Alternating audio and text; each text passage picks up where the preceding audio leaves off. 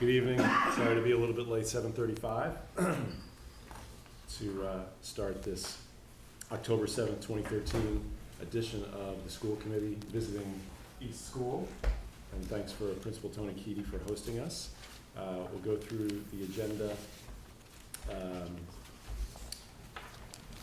In the beginning, we have minutes to approve, regular session of September 23rd, 2013, which you all have in your packets. Can I have a motion to approve, please? So moved. Second? Second. Any discussion, questions, comments? All those in favor? Aye. We have minutes from the executive session held on September 23rd, 2013. Can I have a motion, please? So moved. Second? Second. Any discussion? All those in favor? Aye. Thank you. Next, we have student communications. James, how are you? I missed you last time. Sorry for that. Welcome.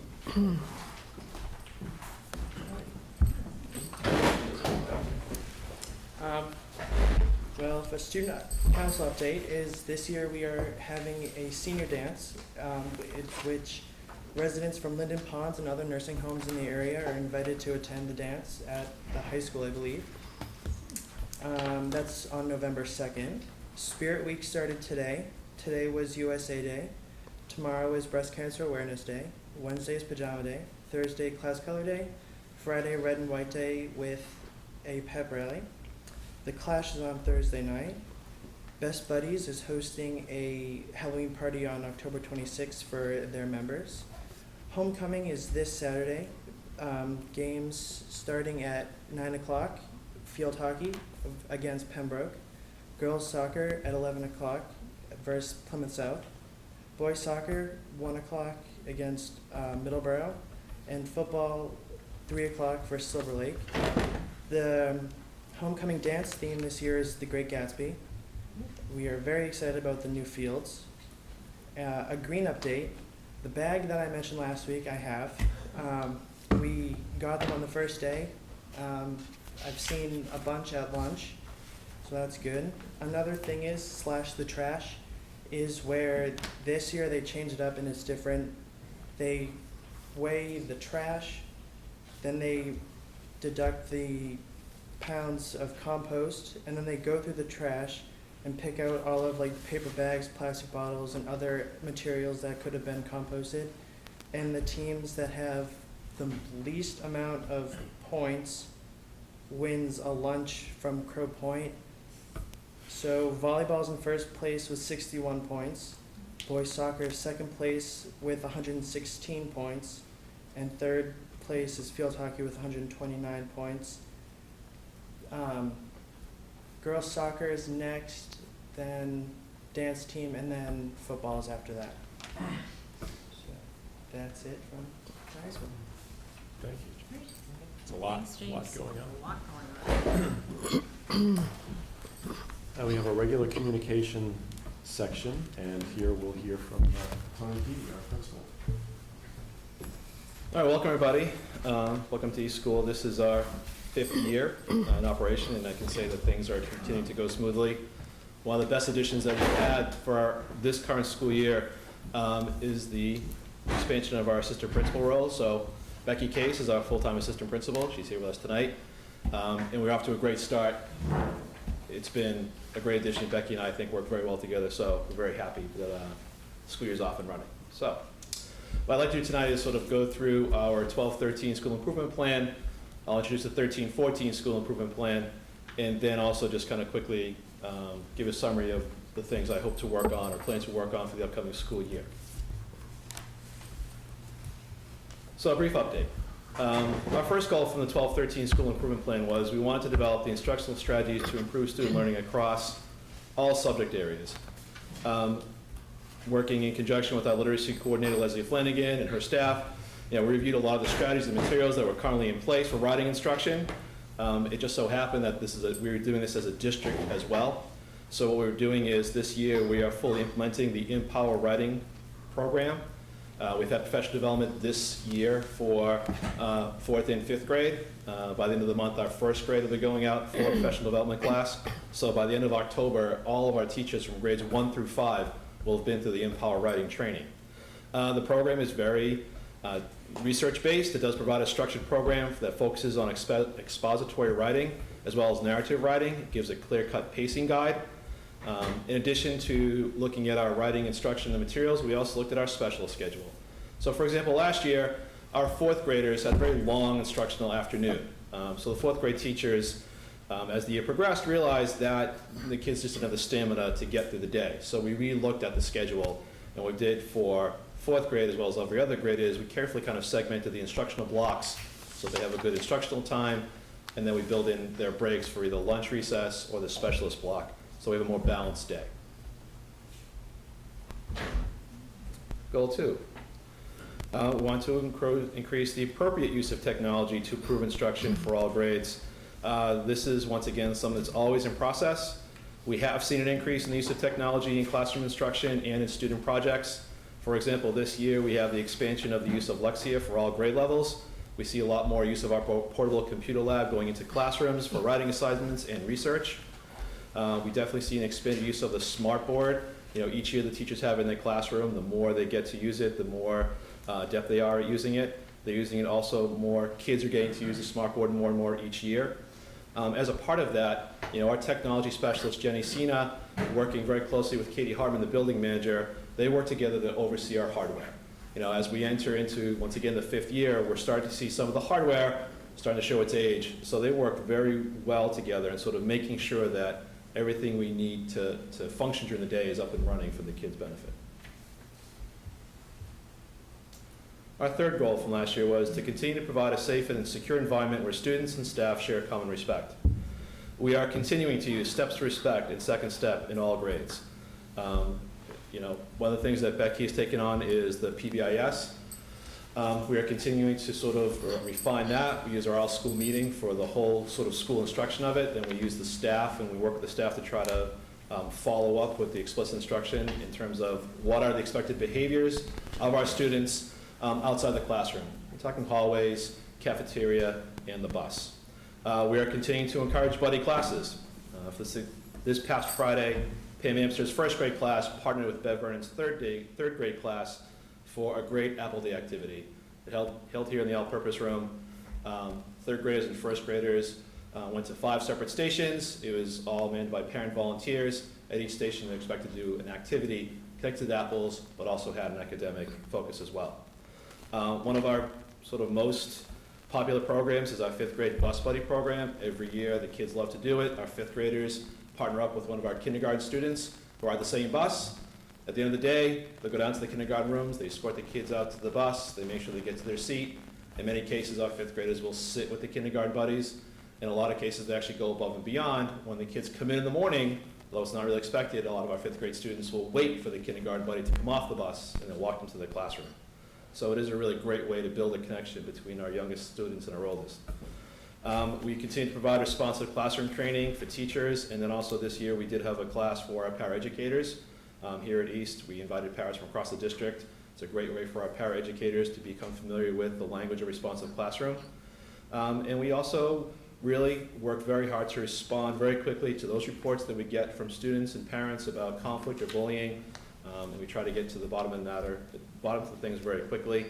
And I'm also very excited this year that we are piloting the collaborative problem-solving program that was funded by the AGF grant. This is a program formulated by Ross Green. He's an author of 2 notable books, Lost at School and The Explosive Child.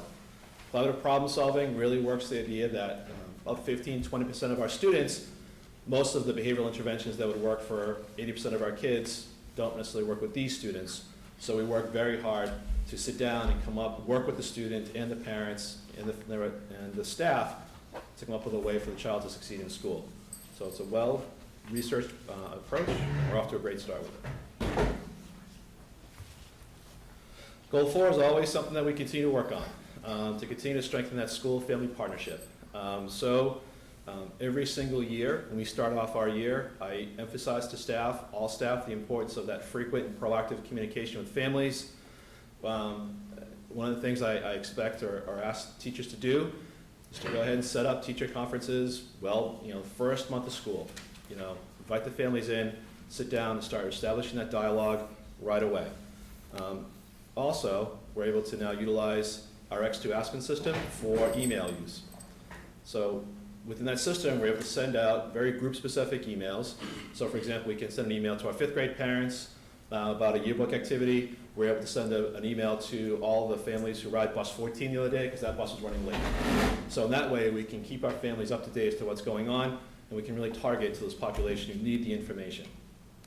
Also, in partnership with our PTO, we continue to sort of offer workshops for families. Last week, we had Dr. Elizabeth Englander from Massachusetts Aggression Reduction Center, Bridgewater State University. She did a great presentation on bullying and cyberbullying to about 75 of our parents. It was very well received and very well appreciated by our parents because it is an issue that starts at the elementary level. As Dr. Englander explained, the habits and routines that children fall into with use of their technology starts in 4th and 5th grade. So it was good for our parents to hear some very concrete advice on how to get ahead of any issues. We'll also be using eSchool staff to present as well. I'll be going over all of our MCAS scores at our next PTO meeting in November. Kathy Ron has presented on cyberbullying. We've had even our school nurse, Jen McCready, has come in and offered to do a really phenomenal workshop on lice. Everybody can scratch their head now. As we evaluate our efforts, the last year our school council decided that we would not do our parent survey every single year. They wanted to go to every other year. And so we'll be able to kind of fully, we think, assess 12-13 school goals when we do our survey this year. We still continue to do focus groups every year. That also gives us some valuable data, but that's more anecdotal. With our survey, we feel that we'll be able to get some sort of concrete data as to the progress we've made with all of these goals. And moving forward to this year. So these are our school council members from 13-14. It was a great group to work with. This year, Elaine Hoffman will no longer be on our school council, so we'll be seeking another parent member, a parent representative on our school council. When that's in place, we'll have our first meeting and get rolling. So our PTO is taking care of that. So the goal, our first goal is to work on the instructional strategies for mathematics. This came out of two sort of discussions with members of our school council and talking to our math specialist, Julie Chandler. We're realizing that kids, we talk a lot about reading instruction and trying to get more informational text and incorporating expository writing. We also want to see children apply their mathematical skill and ability across the curriculum. There are many connections we can make to science and social studies in a number of areas. So that way we feel we want to see children be able to apply all that they learn in novel situations. That really is, we think, the best test of how our children are doing. So we're really going to be focusing on trying to kind of go beyond the curriculum, the everyday math curriculum, to kind of see how well our children are doing with math. Goal 2. Goal 2 is to continue to foster individuality among students through presentations, performances, or community service. Our eSchool families have been very supportive of a wide variety of charities that we've done over the year, and we've collected money for the Jimmy Fund, Pennies for Patients, Children's Hospital, disaster relief. We've collected sneakers for Souls to Souls, school supplies for children in homeless shelters, and a number of other endeavors. But what we're hearing from the parents is that those are great things to do, but what they'd like to see is sort of more of the children have an experience of the direct impact of a community service project. So for example, this year our 5th grade committee is working very hard to find an age-appropriate service project that our 5th graders can do, will actually see so the outcome of their efforts as opposed to just a collection. So we're hoping to get that completed by the end of the school year. Our third goal, to increase awareness of student health and fitness. This came out of one of the programs we had last year. You'll see that second bullet is Box. That's a RealBox sponsored program called Build Our Kids' Success. We had one of our parent volunteers who organized a before school exercise class based on the Box curriculum. It was very popular, very well received. We're hoping to continue to get that back into place this year. In talking to the parents, they would like to see us sort of work a little bit more on trying to talk about things that kids can do to keep themselves busy. Some of the kids don't play organized sports outside of school. So whatever we can do in school to promote exercise, to promote healthy dieting, we think would be a great focus. That's what we're hearing from our parents. we have a great relationship with Hollyfield Farm. They offer a gardening class here as part of our Explorers program. We're also planning to use some of our all-school meetings for presentation of nutrition and exercise. And we also want to make every effort to connect that learning to the food that's offered in the cafeteria. And goal 4 is, once again, this ongoing idea of trying to continue to strengthen our school-family partnerships, because we really do feel a truly successful school is that ongoing connection between school and home. So what we like to see is more parents coming into our building, not just parents, but other family members who may have a unique skill or real-world experience to share. Last year, as part of Foreign Language Week, our Spanish teacher, Tanya Manning, she invited a number of family members who came from other cultures. And they came in and presented to the class. Kids thought it was great. Last year, we had one of our parents who is a statistician. She came in and did a great presentation to our 5th grade class about how you use mathematical knowledge in her job. In the past, we've had a veterinarian come in and talk about what her job is like. So we're trying to get more of those kind of presentations as a part of the learning process for our students. And then for my own personal goals, in looking at our MCAS results and our accountability data, we really want to make sure we hone in on our level 2 accountability rating. We realize that there are populations of our kids, our high need students, made some good growth, but not the growth that we were hoping for. So that will be one of the things that I'll be focused on as we continue to kind of review our MCAS results. Since we got them and the embargo was lifted, we've had multiple meetings with grades 3, 4, and 5. We've also met with grades K1 and 2 in terms of the data that they're collecting through their DIBELS assessments. And so we're really trying to make sure that we put as many interventions in place to help some of our struggling kids. This year, for example, we have created more small group instruction for reading in grades 3 through 5. And we'd like our intent also is to pilot some formative assessments at this point this year, so we can use that to kind of adjust instructions as we go through the year. So thank you for your time, and I'll gladly take any questions. Seeing none. Thank you, Tony. Just one thing, I'm sure this is already up there, but I believe that a lot of this stuff, you make a great presentation here, and not everyone always looks on the TV to watch this. I'm sure that's up on the website, but if it's not, please put it up on your website, and maybe, since you've had so much luck with your X2 portal, send out the PowerPoint, just so, just to continue to push information at the people, so everyone's well aware of your very dedicated efforts to those goals. Sure, I can do that. Ed? Tony, I'd just like to ask, what does PBIS stand for? Positive Behavior Intervention and Supports. So it is a school-wide program, and its focus really on is promoting positive behavior. I'll reference my own experience, when I was in elementary school, a lot of it was punitive. You must follow the rules or else. Really our goal here is to provide explicit instruction in terms of the expectations for our students, how they behave in the hallways, in the bus, and the cafeteria. If you walk in our building, you'll see large posters, and then we use the word GPS, and that outlines the expectations for each of those areas. So that is our PBIS system. Yes, Dr. Gallo? Just to clarify, every one of our schools, the elementary schools, all have a PBS program. They call them by different names. At the South School, it's the B movement, and so that they all have some version of that. Yes, Dennis? So, Tony, as I think I talked to Derek when we were at the middle school last time. I think, the goals and the improvement things are excellent.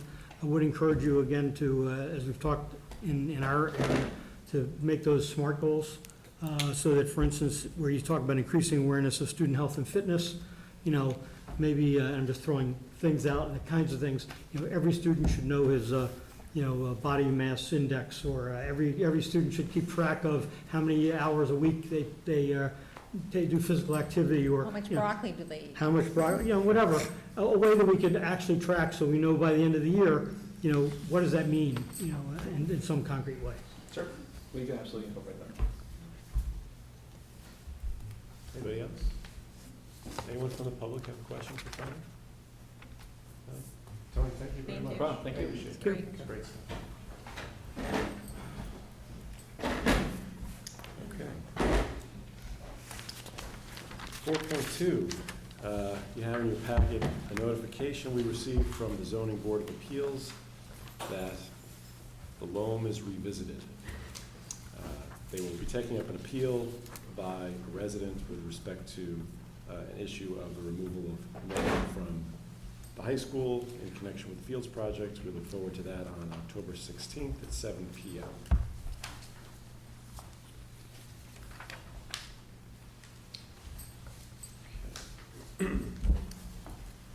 Questions and comments from the audience? Anybody, anything not on the agenda in particular come to mind?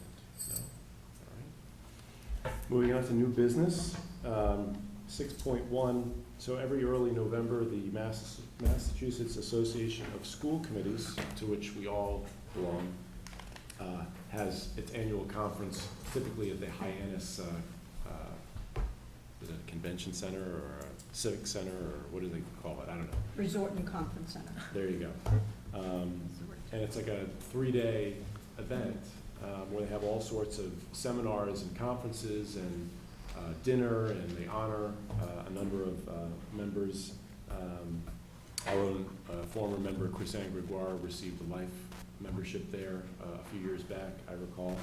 I think, Liza, you're scheduled to go this year. And each year we can choose an official voting delegate to go and vote on our behalf. In the past, or at least in the recent past, we haven't done that. I don't remember the last time anyone went to that conference in early November.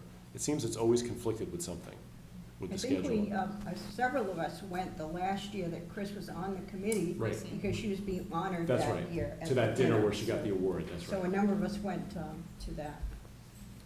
And usually, sometime between now and the conference, they will send around a set of positions, or Yeah. proposals, or resolutions, and that's what the voting delegate would do, would be to bring those, Yeah, I think it came in the mail a week or two ago. You probably all Yeah, I've received you have some received. things Yeah. about it. Yeah, there's a slate of officers, there's certain resolutions. Yeah, I think it came about a week or so ago. So that it would be important, if Liza is willing to be the delegate between now and then, for any of you to give some input into what those, your feeling would be about those resolutions. Right, or we could not, one way or the other. I mean, Right. and I don't really have a strong feeling about it one way or the other, so I'll defer to others. There isn't a particular issue that I feel strongly about that. In terms of input, but we haven't sent somebody in recent years, we haven't had a voice there. So I now mean- that Eliza's going Yeah. this year, shall I make a motion to appoint Liza O'Reilly to be our delegate Sure. for the meeting? Second. Any discussion? All those in favor? Aye. Great. Okay, well, my intent of going to the meeting is to learn more about all the issues out there, and I don't have an active role in any of the issues, so, but just to see what's there and meet some other towns and learn what people are thinking about. Sounds great. Great. Okay, 6.2, as you may know, we've engaged with the Hingham Education Association with coming to an agreement on the process by which educators will be evaluated. The DESE promulgated some regulations and put forth a template which we used as a guide, revised to some extent, negotiated over certain provisions, and have now come to an agreement over that process. What you have in your packets is a memorandum of agreement that we had reached a verbal consensus, as you know, just before school started. My understanding is the HEA ratified last Monday, and Alec Porter, the president of HEA, is in attendance this evening, and that we are here to ratify this evening. We have 6.2 and 6.3 will be with the Administrators Association, a similar item. The The memorandum of agreement refers to, well, actually, what it,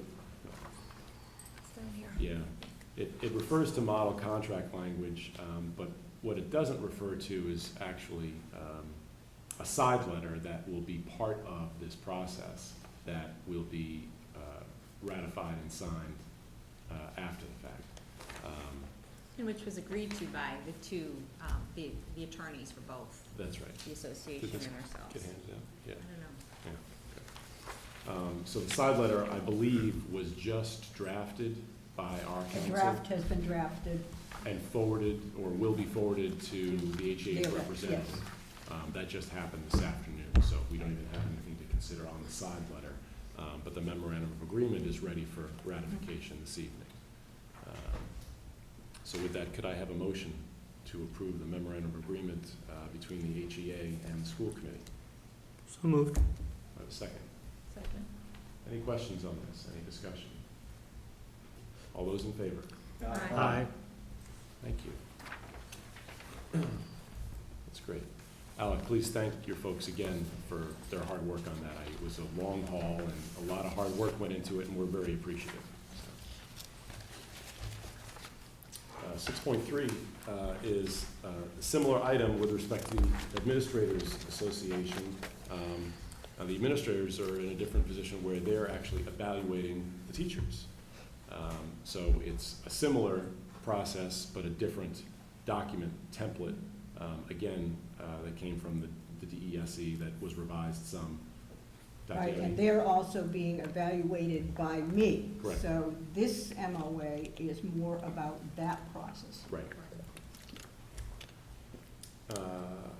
And that's right, they did ratify back in They September. did, yes. Right, so very similarly worded memorandum of agreement in front of you with respect to the Administrators Association in connection with the educator evaluation process for ratification by us tonight. Can I have a motion, please? So moved. Second? Second. Any discussion, question? All those in favor? Aye. Thank you.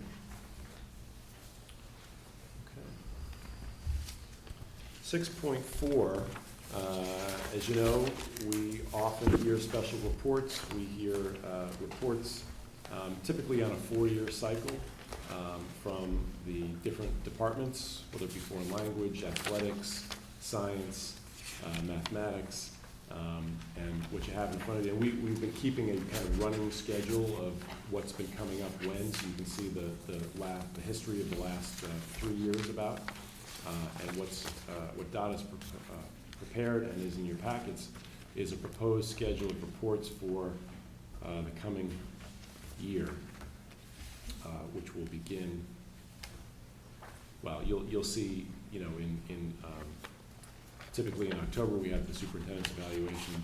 In November, Ellen delivers the CAT Terra Nova results and the MCAS reporting.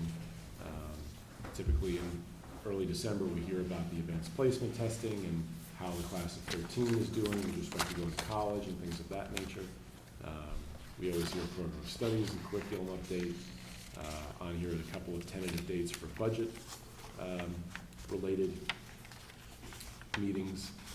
And then starting in March, we'll begin to hear a cycle of departmental reports, starting with foreign language, followed by family and consumer science, English, ELA, athletics, and finally in June, student services.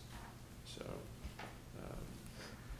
And this is obviously a working document. As you know from last year, we had to move things around and postpone things from time to time. So just gives you a heads up as to what we hope to get accomplished by the end of the year and tentatively when that would be. And Doc, just a question, how frequently do the departments prepare this or make It's this about a report? 4-year cycle. 4-year, Yeah, so So that's why I included the ones for some prior years, just so you could go back and see that, what's been accomplished over that period of time. right, so this, when we get to May and we hear Margaret's report on athletics, you'll recall it was 4 years ago that we looked at those photos of the ponds on the football field. and Thank you. whatnot. I have one suggestion. Could you include the school visits and their school council reports for 2013-14, because you had, in the previous years, they were grouped together. They were, And yeah. so, Oh, that's a good point. since the visit to the school coincides with the school council report, it's just, That's a good point, yes, I can. Yeah. I can do that. Yeah, Thank you. that is a good addition, because in the past, we've done those in the summertime. yeah. Yep. And now, since we're doing it when we coincide with the school visit, that's a good idea. Yeah. And then my other suggestion is to include this in the orientation packet of any new school committee members, even the historic We can give nature them of the it. historic. Yeah, Because typically, Yeah. we haven't quite finished that at Yeah. that point, but yeah, we can get them. so it'd be helpful to Mhm. see the cycle of how things. That's a good idea, thank you. Thank you, Liza. So you'd like us to approve this? No, it doesn't require. I didn't think so. Just awareness suggestion. And I'm hopeful that we won't have to be as nimble with the schedule as we were last year. We all are hoping that. Great.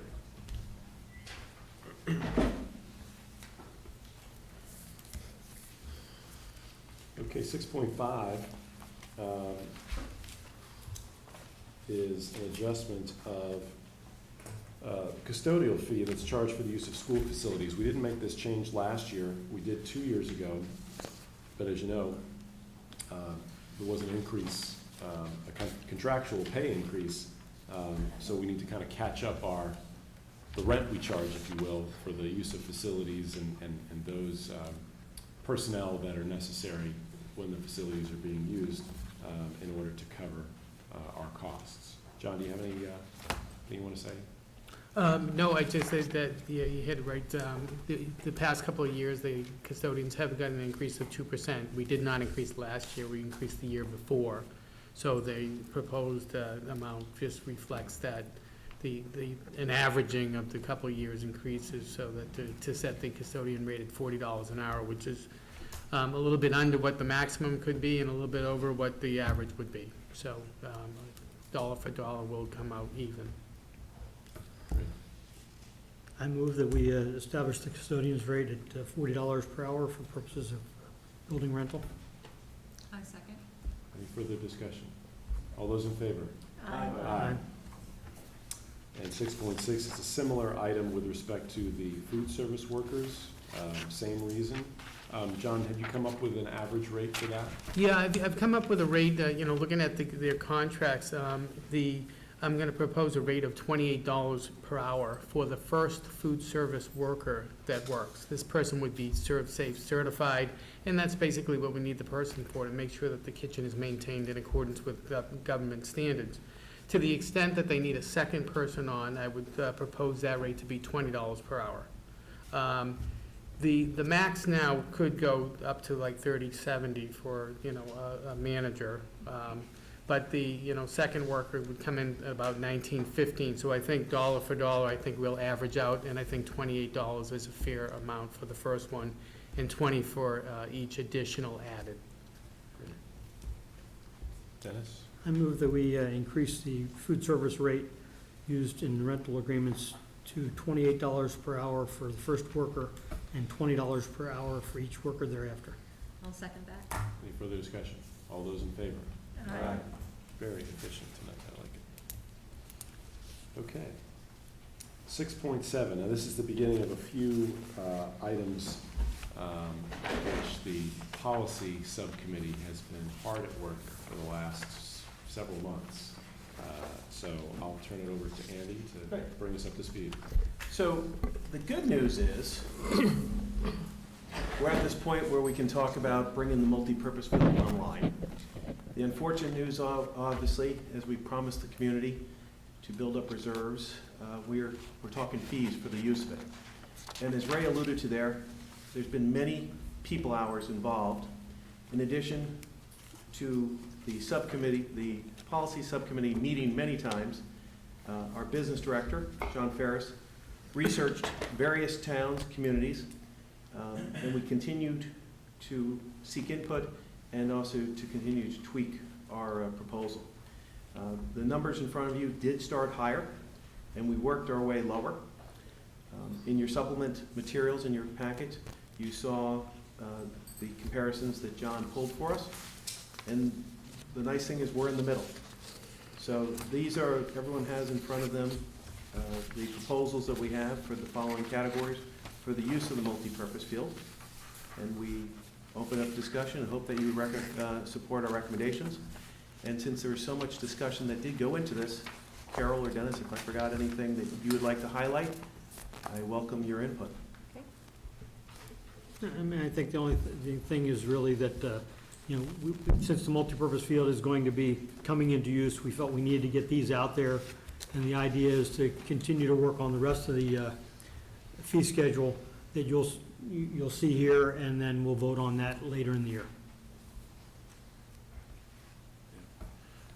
I think this is tremendous work. I think it's great, and I appreciate all the time and effort you guys put into it. Obviously, taking a look at other towns, benchmarking, which is what we do, and coming in at the middle, taking into account, you know, different considerations is very important. So this is terrific, and I'm very appreciative of the time that you put into this.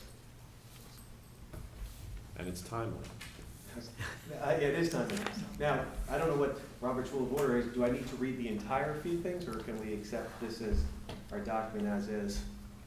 Can I ask a question? Oh, sure. I mean, to make a proposal. Oh. Yeah.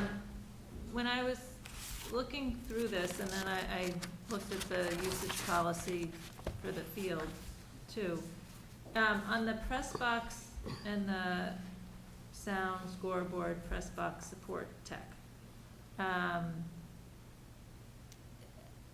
it's separated out, and in the usage policy, it said that there will be a governor on the sound system, so I assume that means like a technician? No. No. The governor is a mechanical device that Oh, controls the sound from going beyond a certain level. All right, It's not an Okay. individual. okay.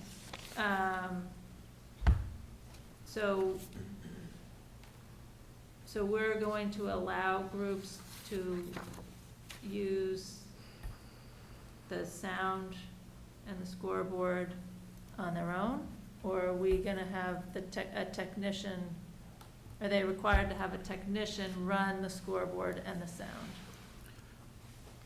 At first, that's why we have a fee in here to have a press box support tech, because we wanted only adults in the press box.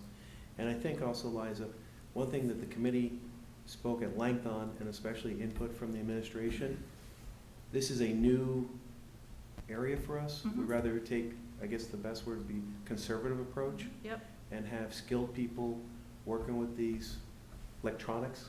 No, I And totally so- agree with that. Yeah, so it's gotta be adult, and then there will be a press box support tech in there. So when an outside group rents the field and they wanna use the scoreboard, we're gonna have a person in there doing it for them. So then are they charged just line MPF 4? Or are they charged also MPF 4.2? That's where I was a little confused. Why wouldn't we just bundle it as one So 4, I believe, line item? John, is per rental, right? Yeah, four would be per rental, and then the support tech, you know, it is a new facility, so I think what we need to do first is, we want to have a support tech there at the beginning, but then we want to assess the complexity Yep. of what running this system is. So, Yep. so the way it's itemized now is that we have a support, the cost of renting the press box will be $25, and then a support tech to be operating the machinery at the beginning would be $15 per hour. So, you know, that the hourly would go on per hour. But, you know, to the extent that we understand how the equipment works and it's not so complicated, I think that there would be a period of time where we could let our frequent users, if you would, that know how to operate the equipment responsibly, have an adult operate that equipment in the press box, and that perhaps we could, you know, eliminate the support tech charge for some of those groups. And so Liza, in MPF 4, Yep. that's basically the setup. That's the person that we need, the personnel to actually put out the scoreboard, Yep. the keypad for the scoreboard, and make sure that the press box is open, and go from there. Okay. So that's the opening up the doors. I don't have turning any power on. problem with the charges and the fees. I was just trying to make it simple for people to understand when they're reserving it, what their costs are. So So I think, I that's- think maybe what the problem is that MP4 says press box adults only and requires press box support tech, which then you have to go down below to see what the tech Yeah. rate is, because you could Could be just put renting the $40. press box without needing, That's right. you could be up there filming and you don't need the scoreboard. You don't need a tech to run it. So I think that's why it was broken out separately. Okay, And the idea is that would just be a rental, a Right. flat rate to open it up and make sure that, whatever's there. Right. And then if you need a Okay. tech, that would be per hour. Then that would All right. be additional. Yeah. Also point out in the concession building is, as John rent here, that's also per rental. So even though it says hourly, half-day, and whatever, that's a $50 fee, or a $25 fee, or a $50 fee per rental. It's really not, even where it says Oh. hourly, it's not an hourly thing. okay. All right. I guess, Liza, also it would have been easier if we had put MPF 4 and then MPF 4.2 right underneath it, so then you would have seen them both together, instead of going to the sound. Well, and I assume we're gonna write up some kind of description as opposed to handing out this chart to people too when they, We Or could is it- certainly or do talk that, them yeah. through There- it or there- whatever. We could provide definition to this. And also on the application itself, as they get Yeah. the application and hand it in, Yeah. it can be explained, and so they know upfront what it is, what the total is going to be for the rental. Then I had two other questions. One is, how are we defining the groups in the different categories? Are we gonna define them? A community-based organization versus, or category 2 versus category 3? Or we just, when people apply, we'll talk There- to them about. Community bases are youth organizations primarily. And then those that aren't community-based or our youth organizations would fall into category 3. So, if their profits or if their motivation is, making money, or if their fees are excessively high, or if they're corporations coming in looking to rent the Yeah. facilities, they would go into category 3. Yeah, I think when, and anybody jump in if you want, but when we originally talked about this going back several months ago, the idea was that a community-based organization is an organization, the majority of the participants are from Hingham. Yeah. So it could be an adult organization, could be a student organization or a youth organization, but that would be the predominant participants would be part of our community. Okay, because so like, but would a Hingham youth soccer be community-based organization, but a Galway soccer club be a Correct. AAU for-profit? That's Yeah. correct. Okay, that's fine.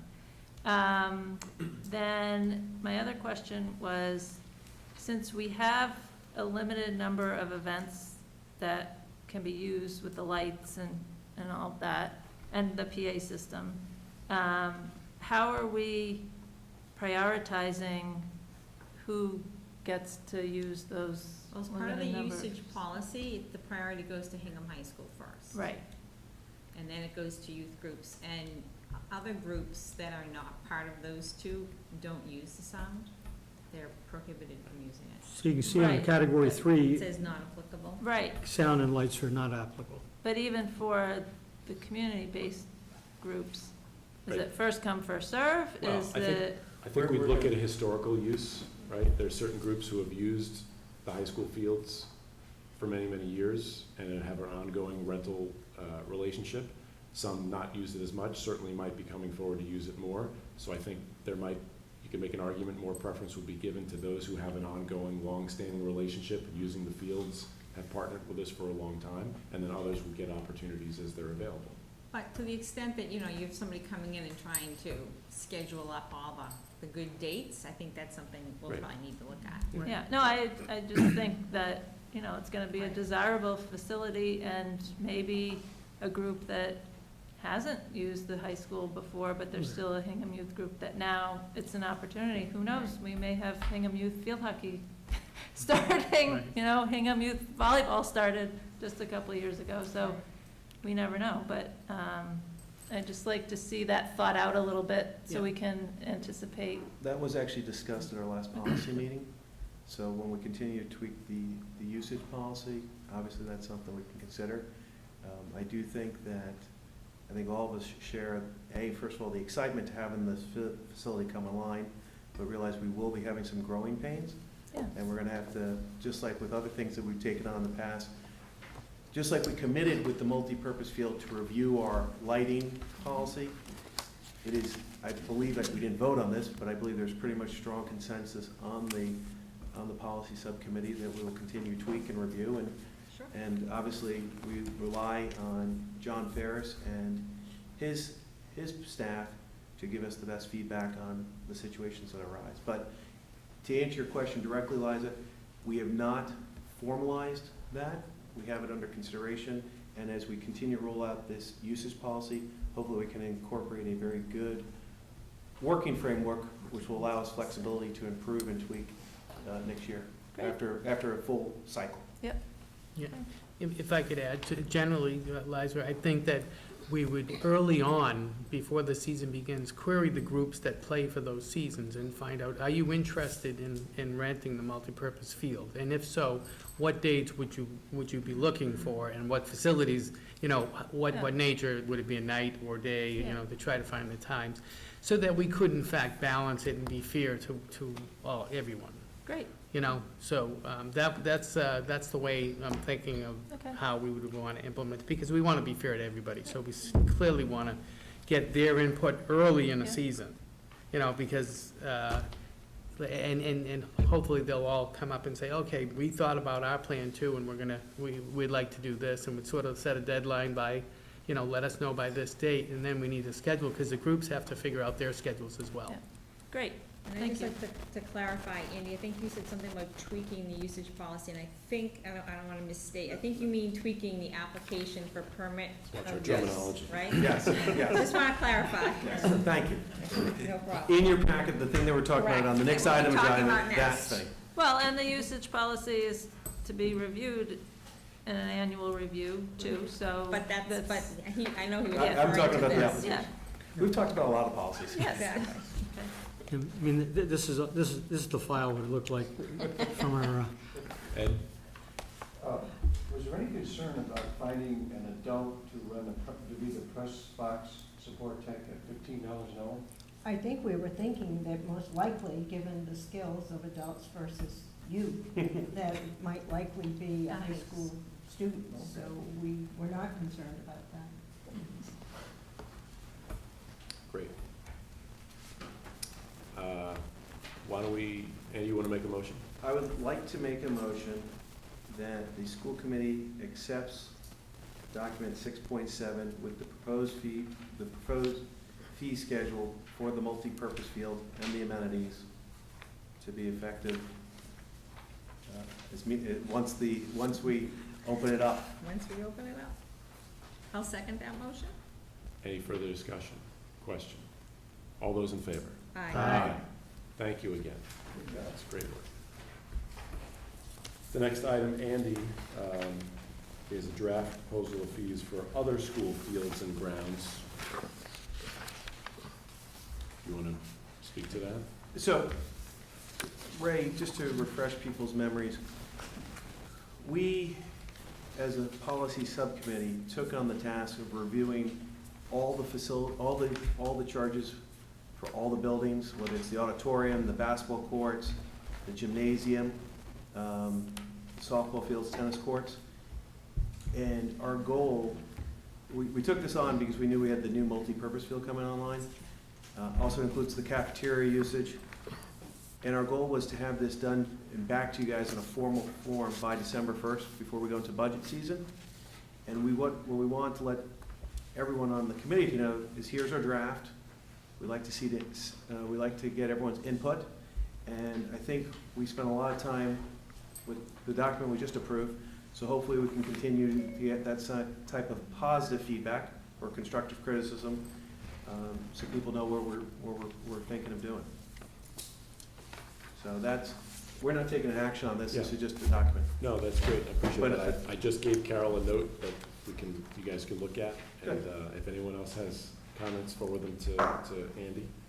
And you can see what, the multipurpose field proposal that we just approved, and this is structured to be in the same format, the same, in terms of, the way it's laid out, so that hopefully everybody will be understandable to everyone. Right, you'll note here under the Class B facilities, there are some, new facilities that are gonna be in the new school under construction right now. There's a reference to the distance learning theater, for instance, it's there. So these are premium meeting spaces that could be available. And then also, Ray, just to make sure everyone's aware, John has also started to pull benchmarking data. So we will have that when we're formally ready to make the presentation or recommendation, you'll have the benchmarking. Terrific. And 6.9 is something I know you've also worked hard on, a draft application for permit and use of the facilities and fields. I know currently people fill out a permit with Barbara Pye, who's Paul Field's assistant at the Gatehouse, but certainly that needed to be beefed up some, and you guys have spent a lot of time on this, I can see. And this is, again, we're not taking an action on, this is just a draft. But one thing, Ray, also we'd like to highlight is the town has increased their recycling policies. There's town-wide recycling initiatives, and so we've also tried to incorporate all the recycling initiatives of the town, so to comply with the spirit of that. For the record, I think the administration does a very good job of trying to be a good corporate citizen when it comes to recycling, but we've also incorporated that in our guidelines for the Hingham School Committee and the use of our facilities. And this is the document that I meant when I said uses policy. This is what we're talking about. So, I think it's also worth noting that this review actually started, I think it was last spring? yeah. So that would be also kind of normalized, or whatever you want to call it, amongst ourselves and the recreation department and around town, so that we'd all be asking the same kinds of questions and looking for the same kinds of information, and that where it made sense, the guidelines and the policies would be all, parallel across the town. Although from the school department, we'll have to add a few more rules and regs, just to deal with the mandates Yep. that we're subject to. I'm saying, but presumably, we won't be asking people to do anything that is different, where it is parallel to what's happening in rec or wherever else. People will be looking at the same situations. It won't be one policy here and a separate policy elsewhere. Again, a great effort. I encourage everybody to forward any comments or questions or suggestions to the policy subcommittee. And what's the timing on? Ideally, since we now have the multi-purpose field online, Pretty soon. yeah, obviously we'd like to have these all in front of everyone by December, because Yeah. it's just easier to. And I know another thing group's gonna look at is perhaps adding a provision or having a separate policy in place for vendors on school grounds, because I know there have been some instances where, some vendors for profit are just driving onto the property without permission, without notification. But then there are some vendors who may be associated with some groups who are renting the field, who are working not for profit, who might be okay. Maybe there would be a waiver situation, something like that. You guys are gonna look at that too, I think. We did talk about that at the last policy meeting. To be candid, one of the tough things is on enforcement. When we adjourned our meeting, we thought to ourselves, one of the missions was to think about how to come up with a policy that's also enforceable without stretching our administration any more than it already is. Sure, absolutely. Okay, well, thanks again for that great work. That's obvious, a lot of time went into that. So moving on to 6.10, budget calendar. We started to talk a little bit about this last time, didn't we? I think. And you have No, it was sent to us differently. It was not in the packets, right? It was not in the packet, but I did email it to you Right. with the annotated agenda, and it's also in the Yeah. Dropbox. Yeah. And of course, it's a draft. I would mention that the beginning of the process, which really has to do with the school buildings and the principals and directors giving input to John and our working through sorting that all out, that's kind of typical, the way it has been in the past. Kind of the end of the process, which means AdCom and selectmen voting, and then a budget going to town meeting, that's the same, but there's some discussion about what will happen in between. I do want to mention with respect to the capital outlay, typically we've had one meeting before the first capital meeting, the capital outlay committee meeting, and we tried to do an awful lot at that meeting, because that's a meeting where we wanted to go over the projects that were being completed this year, make sure everyone was up to date on what had been completed, what was in process, and so on, and then also look at the new request that had come for the coming year. So it was, I think, too much of a challenge to get all of that done and be thoughtful about it. So you'll see here, there were 2 meetings of the capital outlay committee that are suggested there. One is to, get on board as to what we're doing now, what we finished, and so on. And then the other would be later in the fall, but still before we would meet with capital outlay, obviously, to look at the requests that the principals and directors have put in. So that's one difference. So you may want to comment on your ideas for Yeah, different just, process. I mean, I can tell you, a number of us have talked about, at different times, about how we can make the budget process a little bit more efficient. Last year, we changed things up a little bit, partially because we wanted to move in a different direction, but also partially because we were so busy working on the Fields project that we had to keep changing dates because of all the hearings and meetings we all had to go to. But Carol and Dennis and I sat down with Dot recently and talked about some ideas of how we can continue to evolve the budget process to make it a little bit more efficient and deliver the message in a way that doesn't kind of repeat things over and over again. In the past, we've had an overview in December, an overview which is typically from the administration's point of view. And then as we get into January, we kind of delve into the particulars of the budget and have an opportunity to kind of start to move the budget one way or the other as the school committee sees fit. Then there's typically the joint meeting with the selectmen and advisory. There's an official public hearing, school committee adoption of its budget, and then subsequent to that, selectmen and advisory vote on the budget. We found certainly last year that we didn't seem to need as many meetings. We certainly did fine without the December overview. And we cut the January meetings down by 1 to 3. And this year, we might even change it a little bit differently, and I'm interested in input that others might have. The goal being that we should be presenting one budget that folks hear, because very often you'll start to talk about a budget in December and a message gets out there and numbers get out there. And then as we go week by week in January, the numbers change and the numbers evolve, and you keep talking about different budgets, and then that's only the administration's recommendation before we even get to what a school committee is willing to support or how they want to see it augmented or reduced in one way or the other. So the thinking being that, and certainly we'll spend some time on this at our planning meeting, is that we can give the administration input into how we'd like the budget to be formulated, and that the budget that gets presented in public really is a school committee's budget based on that input, rather than an administration recommendation and then alterations thereof by the school committee.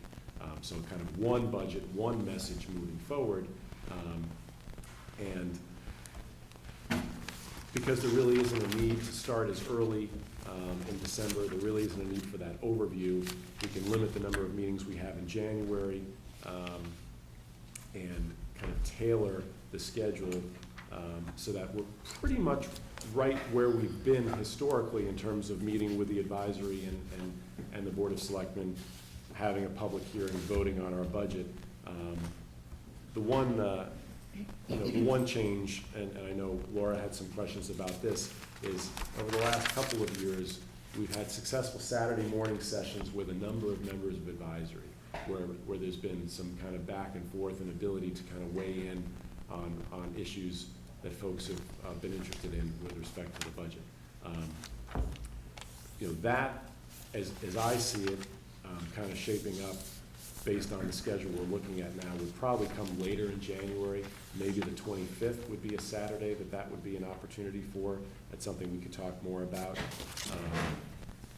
Particularly if we're only starting to look at a budget for the first time on January 9th, after receiving our workbooks on the 3rd, and having another session on the 23rd, potentially having a third session on the 30th, but not necessarily. Certainly after having those two initial meetings, we will have kind of gotten through enough of the budget so that we can kind of speak intelligently about it, and have, kind of a valuable back and forth with members of advisory.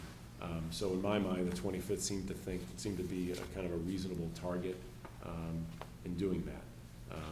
And then, coming to a joint presentation, which would be probably around mid-February, and which would still line up votes to happen in early March, as they typically do. So any questions or feedback on what's laid out before you by the committee first? Yeah, I was just gonna say that if you look at the very last thing you were just talking about in terms of the approval of a number, Yeah. it said, both the 10th and the 24th say public hearing and potentially adopt the budget. Yeah. I think realistically, as much as I'd like to do it on the 10th, It's I think we're 24th. probably talking about the 24th. And I think we should commit to that date, because if we go beyond that, it really is gonna push the whole process back. Right, and that's consistent It should with be what fine. our schedule has been in the Right. past. It's been that second February meeting where we've had a combination of the public hearing and the vote, the adoption by the school committee of the budget. So that's consistent with what we've been doing. I just put both of them there because the approval definitely has to be the 24th, but the hearing could be the Right. 10th if they were separated. That's why both are there with that option. Also, the other things on here, you mentioned about the meeting we've been having with the advisory committee and the ed subcommittee. I'm just interested to get a sense from the group in terms of the joint meeting with selectmen and advisory committee. I suppose it could be two ways. One way could be, which is what it has been in the past, putting some, once we have a budget recommendation, meeting with them and presenting it to those two groups jointly. Where it's, I know these are all to be determined, but where it kind of lined up here was kind of almost looked like it would happen after we've already approved the budget. So I was just wondering, my thought would be the former, that it would happen probably like the first week in February kind of timeframe. Having the To joint meet meeting? the joint meeting, yeah. Yeah, which is pretty consistent with how Yeah, we've done in the exactly. past. I think in past years, it's been like February 8th, February 7th. Last year was early at the request, I think, of the selectmen. It was January 31st. Right, And I actually think it was a little too early. right. And particularly the way we're hopefully altering our approach. Right, it so would so we be- probably want to, since I think the selectmen are the ones that actually schedule that meeting, probably ought to be looking to do that, like you say, the week of February 3rd, kind of that timeframe. Yes, it was TBD, but definitely should not be after the. Right. Yeah, it wouldn't be dates that are after. there. Right.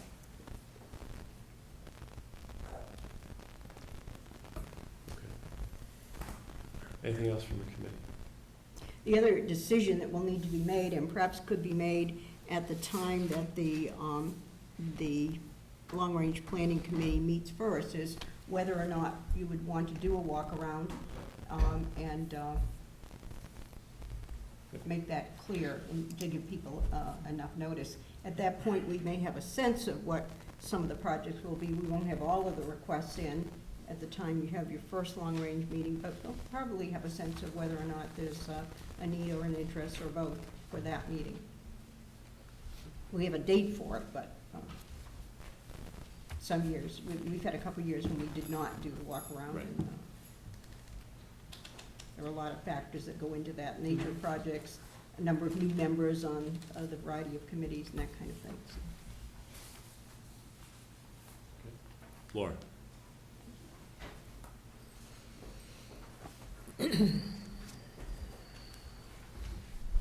Hi, Laura Marwell, Chair of the Advisory Education Subcommittee. I don't have a copy of what you have there, so I'm just going to go based on what you heard. Ray and I and Dr. Gallo have emailed back and forth on this a little bit. I am concerned that the schedule I just heard a little bit about is pushing back very far into the advisory calendar, and I have great respect for your calendar issues, because especially after last year, I understand how busy your calendar is. But unfortunately, a number of pieces have to fall together before we can put the whole budget together, get it voted in time, and get ready for a town meeting. And so I would request, if you could consider January 18th, this Saturday of January 18th for the joint. This is a working session that the advisory committee likes to have with the administration and the school committee after their budget has been released, and we've all had a chance to look at it. But we have quite a lot of work to do to get all the budgets looked at, and especially this one, which is a major component of the overall budget. And I'm concerned that if we wait much longer, the warrant is going to close, and we are also going to have to go on to other business and try and fit in all the budget pieces and the warrant articles, and I don't want to get pressed for time. So I would respectfully ask you to please consider the 18th. That would really help us out a lot. It would also give us an idea, I think, for you to, an opportunity for you to explain how you wish to see your budget evolve. Yeah, I mean, I can, a couple things. First, I think really the only things that are changing in the approach and the calendar really and the timing are the elimination of the December overview, which we did last year. Yeah, I agree that worked all right. And a change in the Saturday AdCom meeting with you folks, which we've been doing the last 2 years, and really, it's only a week back. So the rest of so maybe it gives you a week less time, but I really feel that the committee has to have 2 meetings of budget to go through, a $41 million, potentially more budget before it can speak intelligently with you. Before you can ask questions of us, we need to know what it is we're supporting, not supporting, leaning toward, and we won't have had an opportunity to go through that. So the 18th is just too early. I hear what you're saying. Are you going to have, there has been a series of budget meetings that the administration has put on in January, and that also, it wasn't clear whether you were going to do that. Right now, we have 2 scheduled with the potential for a 3rd. Last year, we had 3. So we have the 9th and the 9th, you'll 23rd. have one? And The the 9th, the 23rd. 23rd, and perhaps the 30th, if needed. Last year, depends on how it shapes up. With a different approach, see, when you don't have to essentially do the budget twice. Yeah, We've been doing the budget twice for forever. I hear what you're saying. And- I hear what you're saying, and I hear your Yeah. frustration. So, and I think, But- kind of easing off the administration a little bit, and having them really approach the budget one way, will just be more efficient for everybody. I think it might be more efficient for you, and I'm trying to be really respectful of that, because I understand that, but I'm concerned about the process. You're one piece and a Yeah. significant piece of a longer process, Right. and I'm concerned that if we let it slide too much, especially, I think Dennis was saying that the joint meeting with Board of Selectmen and Advisory, you might prefer to see in the first week of February instead of the second, because again, this is all sliding back. I believe last year, we voted all the budgets at the end of February, and that gives us very little time to think It about. was March, it was the first week of March.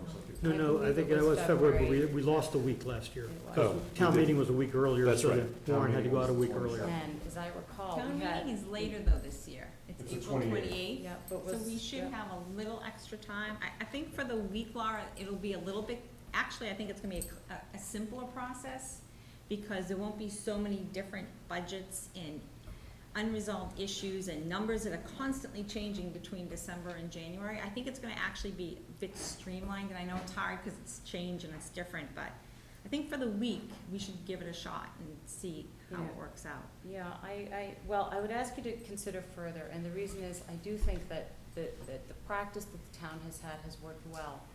And we shouldn't, we should try Only a and week. honor it as much as we can. It's only a week. Laura, And- Laura, respectfully, I hear you. Okay, Okay. great. Yep.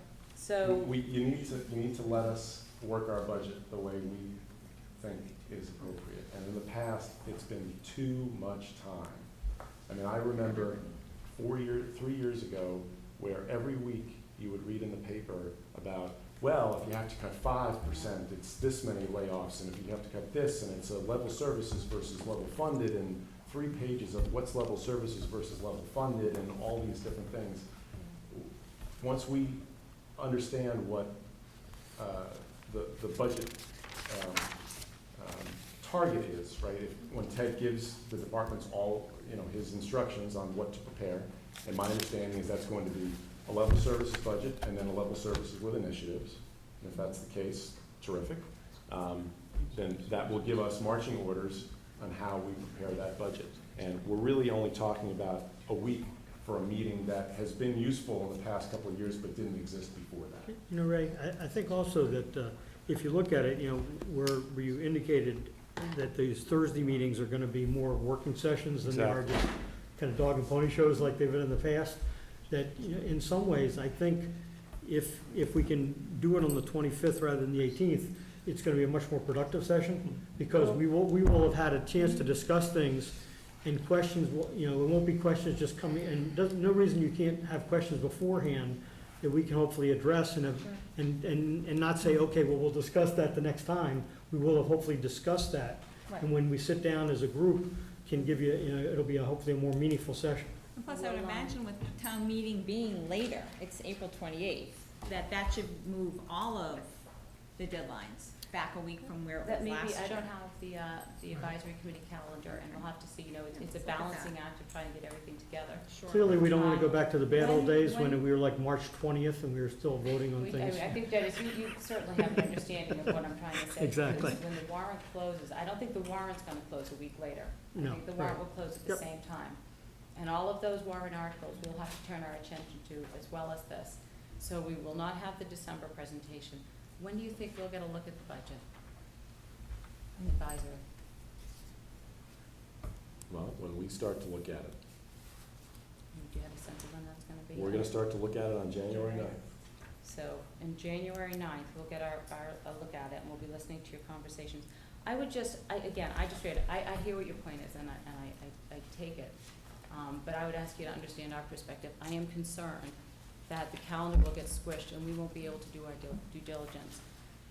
And the number that will be in the forecast at that time is a number that we know historically is not one that has reflected, that has ultimately been the number. But we'll be forced to work with that. And so it would probably, it would probably be to your benefit to give us more information sooner, if possible. So I would ask you to just consider that as you go forward with your Yeah, and Laura, I would just say that, once the advisory does have a calendar, because I think, what it has been is you've been starting to discuss budgets, but voting on everything at one time. Last year did get pushed into that last, 27th, 28th of February, whatever it was. Hopefully, and again, I don't know that, we'd have an extra week because things will move back later, and you won't be voting till the following week. But, once you guys establish that calendar, maybe we can, if we have to revisit it, we can. Okay. But even at the 25th, it would give you a full month between then and when we're gonna actually be voting the budget. Yeah, it is unpredictable. I do remember last time we voted it, I believe the morning of, we called a meeting, it was the day after you voted it, Yep. the day before our scheduled vote, and we were very pressed at that time. And we So voted I would on like to Monday, avoid right, that. we voted on Monday, you guys met on Tuesday, you presented the advisory Tuesday night, and then they voted Exactly. Thursday, So I think, It right? was a very compressed Exactly. schedule. Well, You I guys have certainly busy appreciate too. it. We're all busy. Yes, I And understand. we greatly appreciate all the time and effort the advisory puts into this, and we'll take your request under advisement. I appreciate But that. please understand that we're looking to do things a little bit differently, and it needs to be the way the school committee thinks is best for the school committee's budget. Okay. So, the other question I had, Ray, is the January 3rd, where it talks about presenting the school committee with the budget and capital workbooks, is that supposed to be a meeting, or is that just, that's just distributed? Okay. And the other thing, I think we had discussed, I don't know if this is, when we want to discuss any further, but, we approved the meeting schedule through the end of December. Looking at these dates, there was a question as to whether we wanted the first school committee meeting to be that Monday the 6th or Monday the 13th, since the second meeting is until the 27th. Do you want to wait on I that? think our expectation was that it's going to go to the 13th. The 13th? Okay. Yeah, that was, I But thought. we've already put out 2 versions of the other And I understand. calendars, so we thought, let's wait until after the planning meeting, and then we can put the whole thing out. Yeah, I'm just Our thinking because that would expectation- make more sense. It would give us some time to, we'd have that first meeting and then the school committee meeting after that, as opposed to Right. getting it on Friday and Right. trying to, absorb all that over the weekend. I think the other thing, too, is that there've been times that we have been able to cancel one of the January regularly scheduled Monday meetings because we didn't have a large agenda, so that could be another possible work session Mhm. if you needed one. Right.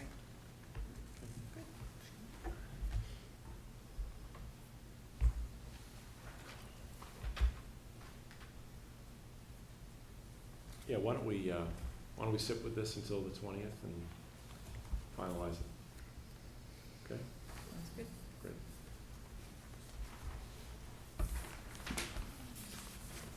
Okay, 6.11 is the, an update on the Fields project. Do you want to, yeah, I don't know how many there are in this too.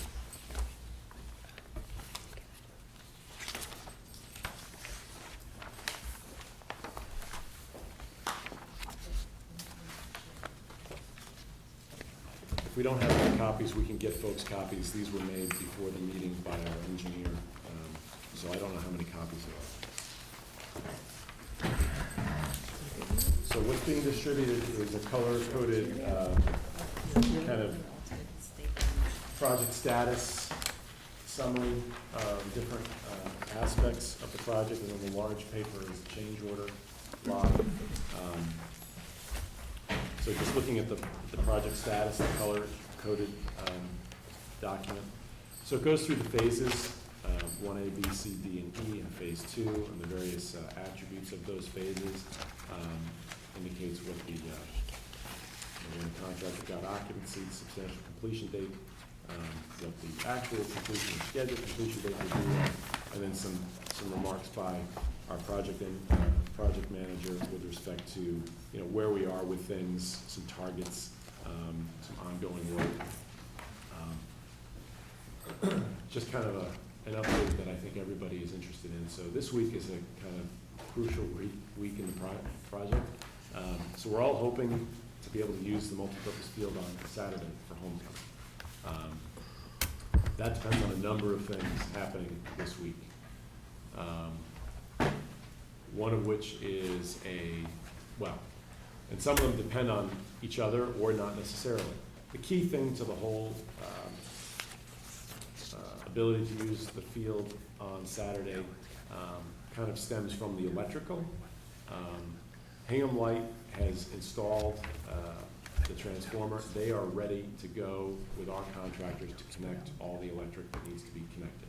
I know Hingham Light was there over the weekend working, which is terrific. We're very appreciative of that.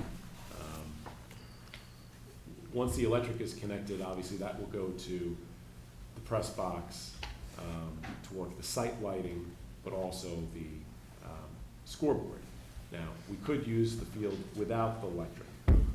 On Saturday, there are day games planned. There's no night games yet. We wouldn't be able to use the lights until they're properly tested and certified to the planning board in any event. So we could use the field and run a generator to operate the scoreboard, and that's kind of a backup plan we have. The electric is scheduled to be tentatively turned on this Wednesday. So connections will be worked on tomorrow and Wednesday, and hopefully that will be the case. Which is just let me. The 10th is Wednesday. That's No, the 10th is Wednesday. Thursday. I'm sorry, Thursday. Nine. This says Wednesday. Yeah. Yes, it's Thursday. You're It right. is Thursday, not Wednesday? I believe it's Thursday. Okay. Go by the date.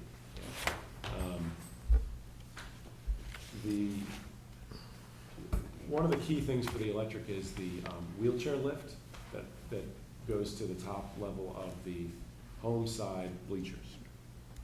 That needs electric, obviously, to operate. It also needs an inspection once it's operational. Cannot be operational without the electric running to it. And the inspection from the Department of Public Safety, which is a state agency, takes some time to get. So what we've done, which is commonly done and is done by a number of other school districts in our exact position, is request a waiver or variance from the Architectural Access Board, state agency, to allow us to use, to essentially use the bleachers and with that, the field, without having the lift operational. We do have accessible seating lower on the bleachers, so there's not an issue with having accessible seating. We provided the Architectural Access Board with a written presentation that they received and reviewed today, and hopefully by tomorrow morning we'll have a decision on that. My understanding is they're typically approved. So I'll let you know as soon as we hear on that, hopefully as soon as tomorrow. Assuming that that is approved, then we then need a local inspection and a temporary certificate of occupancy. The issuance of the temporary certificate of occupancy has a number of things. Obviously, our building inspector, Mike Clancy, needs to approve that the stands in the field are all as they should be. The site access is appropriate. Also, we have applied for a permit for the installation of temporary bathroom facilities, which will be on site for about 7 weeks, if I recall. So we can use the facilities there without the concession building and its bathrooms obviously being complete because they're still under construction. So that's another aspect. We have to have those in place, and that was a condition that the State Plumbing Board wanted to see, and therefore our local plumbing inspector required. So that's kind of another linchpin. So inspections happening this week are key, obviously. Hopefully the weather cooperates. I think the rain is beyond us after tonight, so we'll have a few good days of finishing up construction. I'm trying to think if there's anything else that needs to happen this week for Saturday. I think that's about it. It's a lot, though. It's coordination of inspections and everything going the way we hope it will. If you haven't been to the site, I encourage you to go to the site. It's really exciting. So exciting that a few of us were there on Saturday afternoon, and pedestrians and bikers and dog walkers were coming through like it was Central Park.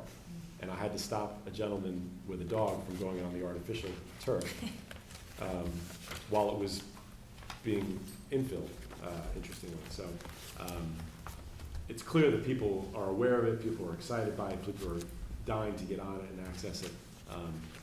In terms of just where we are in certain attributes, the site walkways are now completely paved. Installation of lighting is Next week? next week, right. The walkway lighting. The walkway lighting, we're still waiting on the parking lot lighting, although the electrical is there and the foundations are there, but not the lighting poles themselves. Let's see. The scoreboard is there. It doesn't have the decal and the lettering. That can be added later, but the scoreboard will be there, and assuming it has electric or a generator, it will be operational. Bleachers look great. There's kind of some minor safety issues and punch list items that are going to be looked at tomorrow morning and addressed this week. The multipurpose field itself, the rubber infill was being installed from last week through the weekend, and I was there Saturday when they started laying some of the sand. And the sand goes over the infill and then gets mixed in to keep it down. It was really nice to walk on. It was terrific. Margaret is very excited. All of the site utility work is essentially done with the exception of the connection of the electrical as I indicated earlier. The new softball field across the wall and the baseball field are in progress and well underway, with grading being done, and those will be done in the next week or two. I And they've believe. made some progress on the concession building as well. Right, some significant progress. The slab was poured on Friday afternoon, and the CMU masonry walls are continuing and should be done next week sometime. So it's visible progress every day, which is exciting, and often is the case when you get to nearing the end of a project, or at least a portion of it. Let's see. A lot of the landscaping was installed on along the walkways on the visitor side, which is apparent, looks great. We are looking at some additional landscaping on the westerly border with Downing Street to kind of deal with some density inconsistencies and some concerns there. So that will be addressed in a few minutes in the change order update. With respect to the concession building, it's coming along well. The electrical cabinet was installed last week, and all the wiring will be connected over the next couple days, the hope is. So the electrical will work. Let's see. Additional electrical work and plumbing work is in progress. As I said, the slab was completed, foundation work was completed. Let's see. Anticipating to start the roofing on the 22nd, which is about 2 weeks from now, and interior work will begin thereafter. So that's kind of broad strokes on where we are with the different aspects of the project. Any questions on the status, progress? Okay. Just one update, and this is important. So one of the key things to operation on the multipurpose field is making sure it's going to drain properly, right? So not only did we go through the planning board for permitting for drainage, but also Conservation Commission, and Gale Associates engineered a drainage model that obviously need to be constructed and to work as intended. There was a minor glitch, if you will, in that certain assumptions were made when the model was first produced several months ago, and those assumptions, or some of those assumptions, ended up not being true once we got into the ground, which is not uncommon. The groundwater is at different levels at that site. There once was a stream that ran right through there, and permeability is different at different levels and different elevations. So what was necessary was going back to Conservation Commission, which we did this evening before this meeting, and working with the peer review engineer, John Chesia, to essentially confirm that even though the infiltration rates predicted in the hydrology model by Gale Associates were not as high as they said they would be, and not as high as what was indicated in the permitting. Number one, the result will still be an improved drainage system, far better than it was before. And two, it'll still meet the requirements of the permit. So not quite the high rate that was predicted, but a rate high enough that will still meet the requirements. So in layman's terms, it's essentially what was presented to the Conservation Commission tonight, a unanimous vote by the Conservation Commission to approve those revised hydrology models to reflect that drainage infiltration rate change. So that's great news on that. Just turning to the change order log, which is the 11 by 17. So, what we have tonight, John, we have change order number 2. Change order number 2, that's correct, So yes. change order number 2 is in the middle of the first page. A number of these items we have looked at and discussed previously, but as you know, we aggregate items to get to a certain point and then approve a change order kind of en masse. So a number of these things, particularly starting, let's see, 1, 2, 3, 4, 5, 6, 7, 8, 9, 10, 11, 12. So through, I think, 21, we have addressed previously and discussed specifically or went over specifically at the last meeting or meetings prior to that. 23R1 in the interim, and I think it was in the interim, there was kind of a back and forth with National Grid on the gas installation and a concern about, well, the idea is to run gas here with the hope that perhaps someday maybe we would heat it at some point and need the gas, or 2, perhaps change the way we use the concession and have an opportunity to actually cook there. It was something that, you kind of plan for, not knowing if it will ever happen.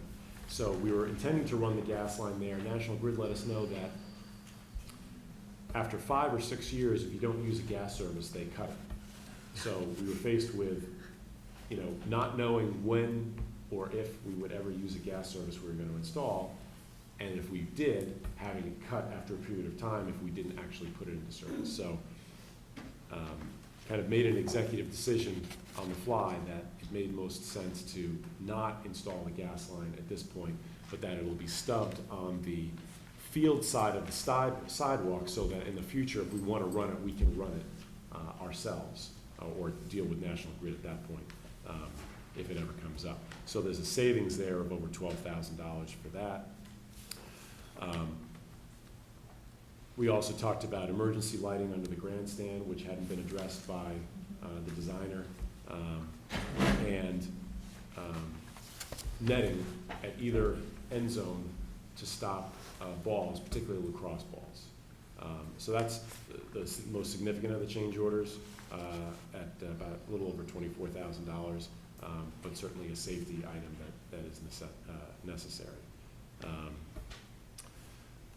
This past weekend, the crew working for Sprint Turf installing the multipurpose field had begun the infill, and they worked 4 10-hour days. And come Thursday, they were getting ready to leave the site until Monday.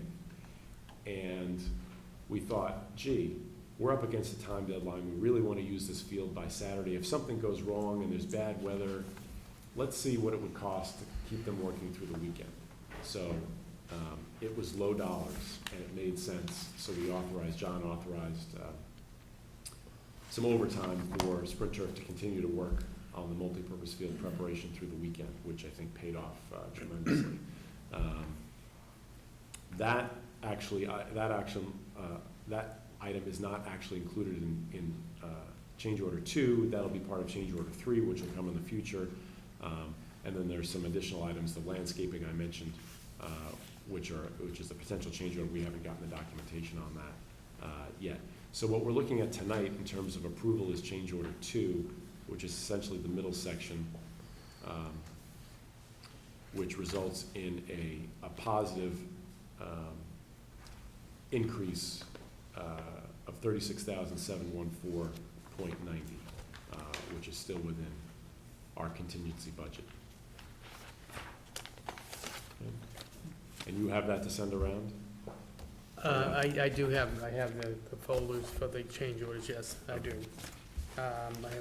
And then we have some invoices as well. Okay. So I don't know if you want to handle all the votes, or I can give you this folder, and then you can sign afterwards. Yeah, why don't you, because I haven't seen the invoices yet, so. John, where are we on our contingency? Yeah, maybe now's a good time to go over the budget. Yeah, okay, great.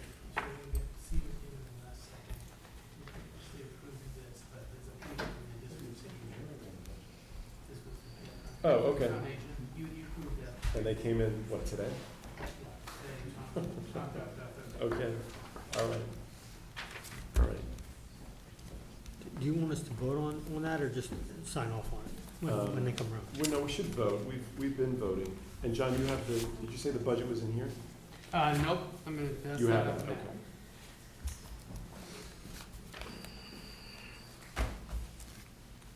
All right, so you want to deal with the change order first? Deal with the change order first? Can we do the budget, just so? Yeah, let's go so through the that we budget first. know That's a good point. what- Oh, okay, if you want to do the budget, yeah, do the budget Yeah, first. that's fine. Yeah, just so I have, yeah, don't wanna be voting on something if I don't know we have We the sort money of for it. previously approved those at the meeting. Right. Right. It's No, I all know. really been approved, and it was It's all all below the been- level, it's right? been- Formalization of Right. committee. Yep. Thank you.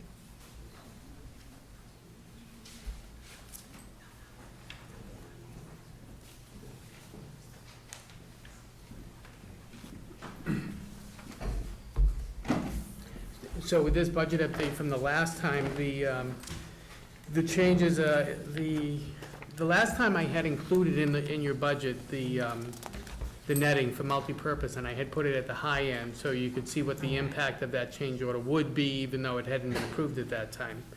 Under the field, the eliminate the gas line sleeve, emergency lights under the bleachers, and the sprint turf overtime work. Those were new orders that were added since the last time. And then Ray told you about the ones that are pending, but no action has been taken on those. So with the addition of those items, really the emergency lights under the bleacher and the sprint turf overtime work, those will impact the contingency. Anything negative from this project, I have been just reducing from the cost of the overall project. Okay, so those are the new items. And then if you go to the back page, second page, you see the contingency now is at 76,405.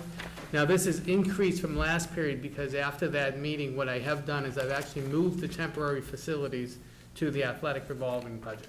Okay, so that took $17,000 and put that money back into the contingency. So right now, our contingency is sitting at 76,405. And that takes into account the two new items. The two new items, yes. And the movement of the athletic, of the facilities. Great. So, you know, and then when you look at the finance and the project gap is down to $28,000, we still have 76,000 in revolving, so we're still well covered there. And we're making progress, and I think we're in pretty good shape at this point right now. So you're saying that if things closed out the way they exist right now, we'd end up to the good just under $50,000? Yes. And I see we also And, collected you know, we could end up with more Yeah. donations as well. No, I'm saying, Well, actually, Another donation. you've received $4,000 in donations since our last report. That's correct, collections, sure. That's great. Good, okay. Thank you. So, and that reflects that change order that you're about to vote on, Right. Yep. okay? So do you need a motion on the change order? Yeah, sure. I mean, most of I'd like them have to really make- already been approved, but you might as well go ahead. It's been well documented, but I would like to make a formal proposal that we accept change order number 2 as presented tonight at the school committee meeting. Do I have a second? Second. Any further discussion? All those in favor? Aye. Aye. Any opposed? Thank you. This is trying to do these. So,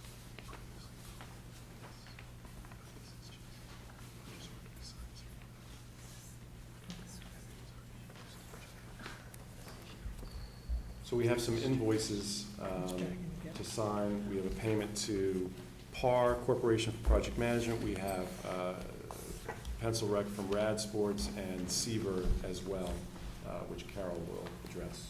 Okay, so I'm gonna make a motion that we approve a payment to Par Corporation, the amount of $3,720.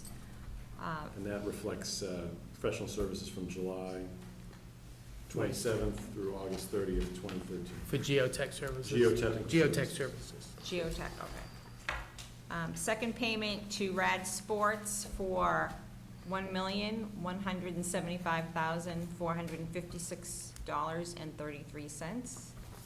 Do you have a date, Ray, on that bill? Or that invoice?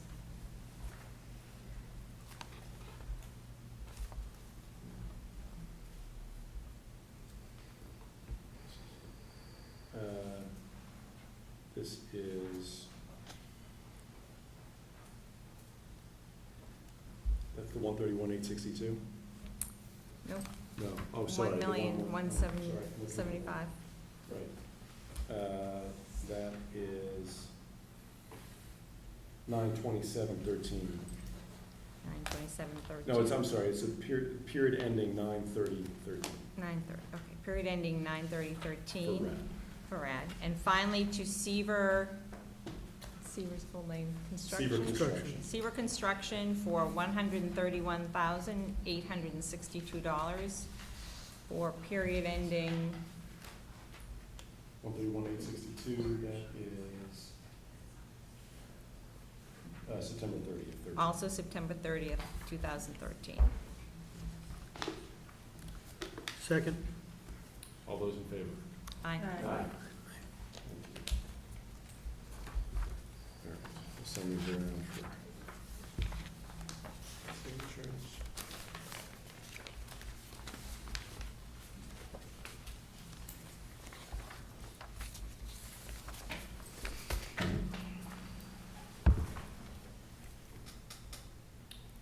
And we also have a purchase order here, which we'll just sign, which we've already approved, is for Par Corporation. This was in connection with the geotechnical testing for the construction of the concession building, but we already approved this, it just needs to be signed.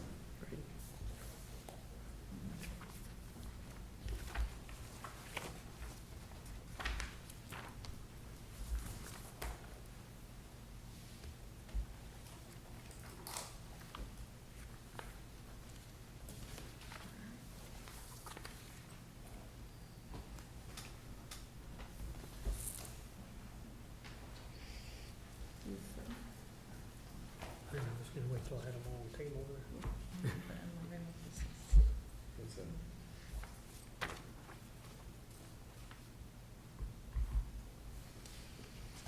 Let's see. Let's see. Let's mark this.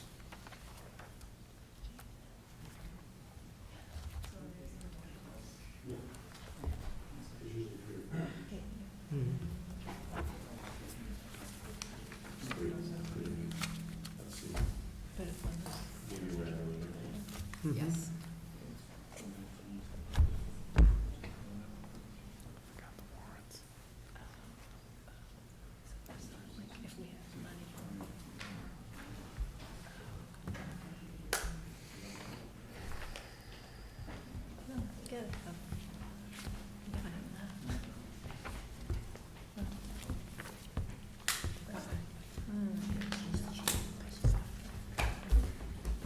That's it, that was-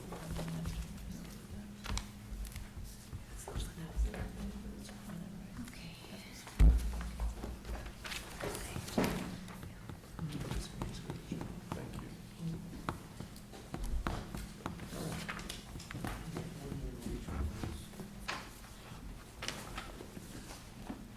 Thank you, Dennis. John, anything else on the fields that you want to mention? No, The portables come tomorrow? portables should, yep, tomorrow, hopefully midday, so. Any other questions from anybody from the audience have a question or a comment? Okay. 6:12 through 6:14 are appointments. Welcome. Just go to John. Item 7 is a 48-hour item. Do we have anything to get off that? Great. Subcommittee reports, well, I think policy has filled its plate. Just one thing. Yeah. Next meeting, October 16th, 2013, 7:45 a.m. To continue the stuff that we talked about tonight.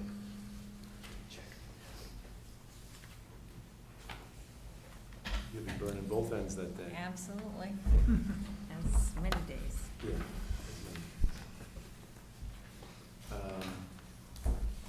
planning hasn't met yet, but it might be a good idea to do that at some point after. We'll talk about that after. Can I give a little update on Hingham Ed? Yeah, great. Since I am the liaison. So just to reiterate, I think I reported this last May, Hingham Ed last spring awarded $113,000 to the various schools and district-wide grants. And in addition to the East School one that Tony referenced earlier, I think they're also the Bay Colony educators are coming here at some point this fall, so I think that should be really exciting. Upcoming events for them, they're having their phone-a-thon on October 20th and 27th, so make sure you answer the call for education. Many high school kids staff that event, and they get really excited when people actually contribute money and donate, so like. And they usually call from a realtor's office. From a realtor's office, yeah. It's usually Caldwell Banker and Ravis. Sunday, November 19th, the spelling bee is going to happen for the elementary kids, and they are sold out. Got the message late this afternoon, so that is an adorable event if anybody has a chance to stop by the high school. It's at the middle school this year. It's gonna be at the middle school this year, that's right. Forgot about that. So it's a great event. And finally, I just throw this out, you know, in the past, the springtime saw the entertaining for education parties, which will probably still continue this year, but they're also looking at creating a community-wide event in the spring, perhaps to coincide with the grant process. So that should be really interesting and kind of fun, so stay tuned. I'll let you know when I hear more information. We also have the, I think they've decided on the reception date, which is the 7th, November 7th, in the afternoon. And that recognizes the grant award winners and also people with 30 or 40 years of experience in the schools. Great event. Small number of those this year. Many have retired. So. Right.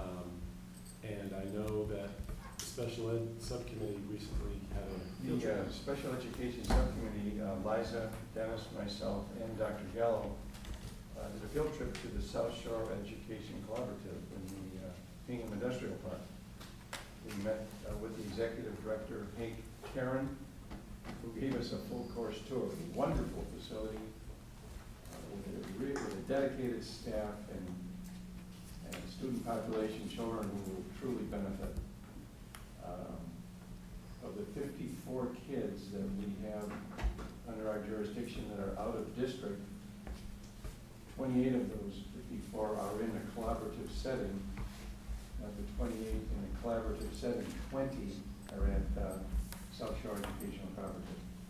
Very enjoyable facility, wonderful faculty, and a thank you to a group of superintendents who, it was my understanding, have worked on this for years, including our own Dr. Gallo.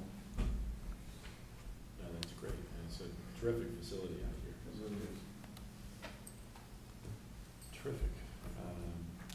Any other subcommittee reports? We have power negotiations, so that would be salary and negotiations, and that will be on the 16th at 7 p.m. Busy day. Yeah, I'll have to miss that one. I'll be having other fun. Well, I have a moment, if I may take a moment, on the area of special education. I'm remiss in not mentioning, for those who are interested, the Hingham CPAC, Hingham Special Education Parents Advisory Council is sponsoring a session this Wednesday, October 9th, 7 to 9 at Plymouth River School. For the speaker is Sarah Ward, who will address parents and other interested people on executive functional skills. Should be a good session. Wednesday night, Plymouth River, 7 to 9. We also, the same day, are sponsoring a presentation on it at Plymouth River for our staff from 3:30 to 5:30, CPAC, and we decided to do a joint presentation in terms of having one for the staff in the afternoon, 3:30 to 5:30 at Plymouth River, and then the parent one this same night. And two of our principals have that as one of their goals for next year is to incorporate some of that thinking, and which would include things like a study group around a couple of the books that are related to that thinking. Superintendent's report. A couple of things, at the next meeting, we will have the annual superintendent evaluation, and this is the culmination of the year that's just passed, so we are still under the old protocol. And everyone but Liza, I think, was here last year. We're actually a week late on that, but this agenda was so jam-packed that we moved that up. But you should be aware, and some of you will remember from last year, that that is the meeting where each of you would make comments or not, as you would choose. Some people prepare written statements, other people make verbal statements. But in any event, that it does have to be in a public session, an open public meeting. And so it'll be a regular school committee meeting, and Ray would ask each of you to make your comments, as you may choose to do. And then the chair is charged with incorporating all of those comments into a single statement, which then would be read at a public meeting. That process has been in place for 3 or 4 years now. The process will change because starting with the new goal cycle, which will start with the superintendent goals, which probably going to be the first meeting in November, only because I want to hear the thinking at the planning meeting, which is the 20th, and so that would only be one day before this meeting, so likely in November. I have put some information into the Dropbox. I'll make sure that you all also have a paper copy. The documentation for the entire ed evaluation process, whether it's for me, for the administrators, or for the teachers, is volumes and volumes and volumes. So the most relevant things that you would want to read, if you want to read a lot, are the rubrics, which are the standards by which I would be evaluating in this case, but there are similar standards for administrators and for teachers. And then there's a document that's called the implementation guide, which talks about the whole process and the timelines and the final ratings that will come at the end. So just making you aware of that. I'll send out a reminder about what's in the Dropbox. Also, the School Committee Association, MASC, I know distributed last year, I don't know whether they did it this year at the session, they have put together a booklet on the superintendent's evaluation. I think it was well done. So I don't know whether you got that this year. If you didn't, I'll get you paper copies of that because we have some from last year. Second, we received a letter. We thought that we had every audit under the sun last year. Well, guess what? We didn't. So we got a letter the other day from DESE informing us that we would have a circuit breaker audit this year. It doesn't involve as many people, mainly Liz and her staff in the office, but this is something they do periodically. This is our turn to go over, dollar by dollar in each category, provide the documentation for every service that's provided and every penny that's spent and what we've asked for reimbursement. It's not clear to me, I don't know if you know, Liz, whether it covers just the past year or whether it goes back several years. Just 1 year. Just 1 year, so the most recent year, most likely. So that's coming up. Ed mentioned the award presentation on Wednesday. You have a copy of the CPAC newsletter that was in your packet. Also, I would call attention to, in the packet, in the back, Paula's newsletter, the high school newsletter, has in it data from the most recent asset survey, which we give at both the middle school and the high school every other year, alternate years from the youth risk behavior survey. So the data is in the newsletter. Karen Beatty will be here at the next meeting, 21st, to talk a little bit more about that data.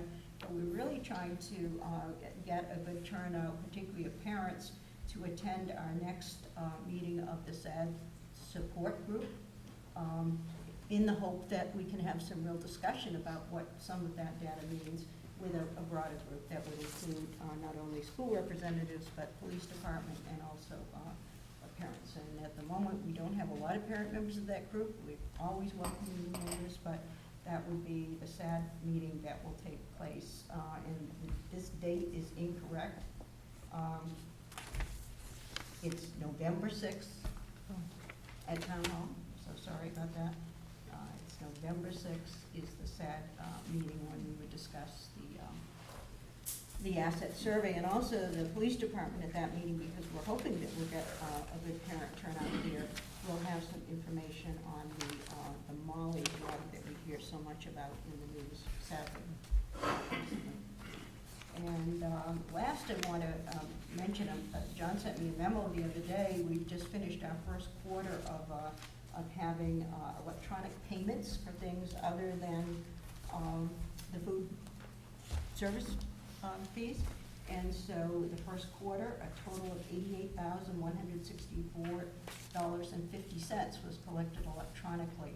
And that's for fees such as athletics, which was almost $34,000, Kids in Action, almost $44,000, pre-K and full-day K tuitions, a little over $5,000, and similarly a little over $5,000 in the middle school activity fees. So this is the first endeavor that we've tried there, and that certainly is a good show of interest in electronic payment, and everybody benefits from that in terms of the paperwork and the touching of real dollars and all of those things that are often a challenge.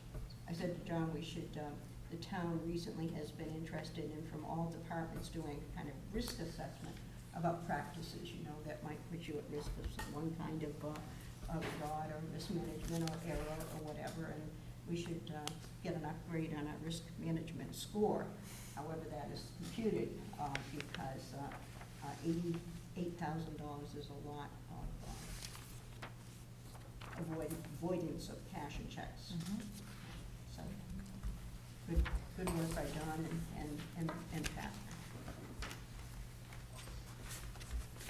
Anything on the enrollment, or?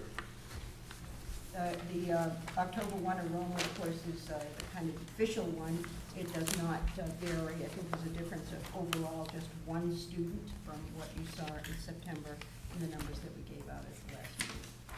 Presents somewhat of a challenge, however, because usually we include information about enrollment in the budget planning packet that we give to directors and principals. And so John said this afternoon, so what is it we should say about kindergarten? Because all of a sudden we thought we had a pattern going where kindergartens were going down a little each year, and then the big bump up at grade 1. So this year, of course, kindergartens went up by 40 students, and the grade 1 is still a bump up, but it was 40-something rather than 60-something. So we'll just make an assumption that Combine it.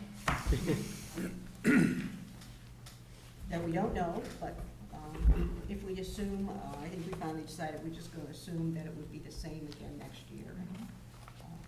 As long as people know what that assumption is, left to plan around it. And we won't have executive session tonight. We do not have.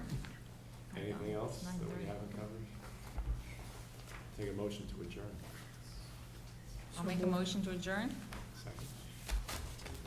All those in favor? Aye. Thank you.